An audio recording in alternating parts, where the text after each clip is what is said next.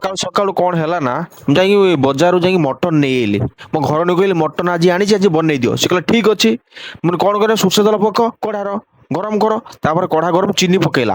ତାପରେ ଖଡ଼ା ମସଲା ସବୁ ପକେଇକି ତାର ପିଆଜ ପକେଇଦେଲା। ତାପରେ ତ ଗୋଳେଇଲା ଗୋଳେଇଲା ଗୋଳେଇଲା। ମୁଁ କହିଲି କାଇଁ କଲର କାଇଁ?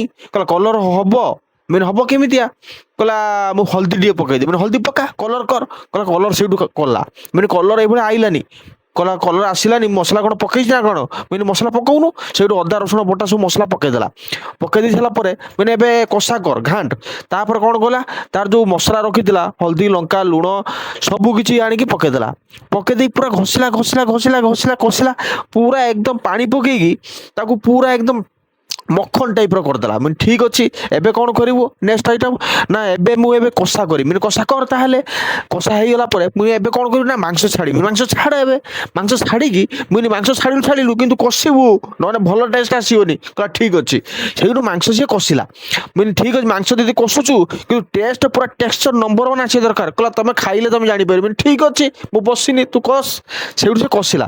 ସେଇଠୁ ଦେଖେ ମୁଁ ଏବେ କ'ଣ କରିବି ଆଳୁ ପକେଇ ଦଉନୁ। କହିଲା ଠିକ୍ ଅଛି ମୁଁ ଆଳୁ କାଟି ଦଉଛି। ମୁଁ ଆଳୁ କାଟିଦେ କିନ୍ତୁ ବଡ଼ ବଡ଼ ଆଳୁ କାଟିବୁ ଆଉ ଦୁଇ ଫାଳ କରିବୁ କାରଣ ମଟନର ଦୁଇ ଫାଳ ଆଳୁ ମସ୍ତ ଲାଗିବ।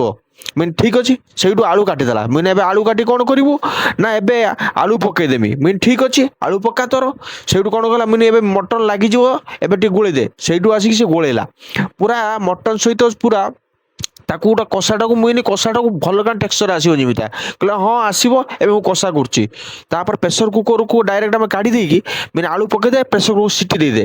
ତା ସିଟି ଦେଇ ଦେଇକି ତାର ଯୋଉ ସିଟି କାଢ଼ି ସାରିଲା ପରେ ତା ମହକଟା ତା ଟେକ୍ସଚରଟା ଆପଣ ବିଶ୍ୱାସ କରିବେନି ମୁଁ କହୁଛି ଏକଦମ କ୍ୱାଲିଟି ସୁପର ଡୁପର ହେଇଥିଲା ପୁରା। ଆପଣ ଦେଖିପାରୁ ତା ଷ୍ଟ୍ରକ୍ଚର କେମିତିଆ ହେଇଛି ମାନେ ମାନେ ଅନୋଖା ମାନେ କାଟିଦେବ ଢାବା ଫାବା ଯେତିକି ଅଛନ୍ତି ସମସ୍ତଙ୍କୁ କାଟିଦେବ। ଟେକ୍ସଚର ଦେଖନ୍ତୁ କୋଉ ଭଳିଆ କ୍ୱାଲିଟି ରହିଛି କୋଉ ଭଳିଆ ଟାଇପ ରହିଛି। ଆପଣ ମୁଁ ଖାଉଛି ଆପଣ ବି ଜାଣିପାରିବେ କୋଉ ଭଳିଆ ଖାଇବାର କୋଉ ଭଳିଆ ଟେକ୍ସଚର ହେଇଛି। ଆଜ୍ଞା ନମସ୍କାର ରହିଲି ଆଜ୍ଞା ଏଇଭଳିଆ କରନ୍ତୁ।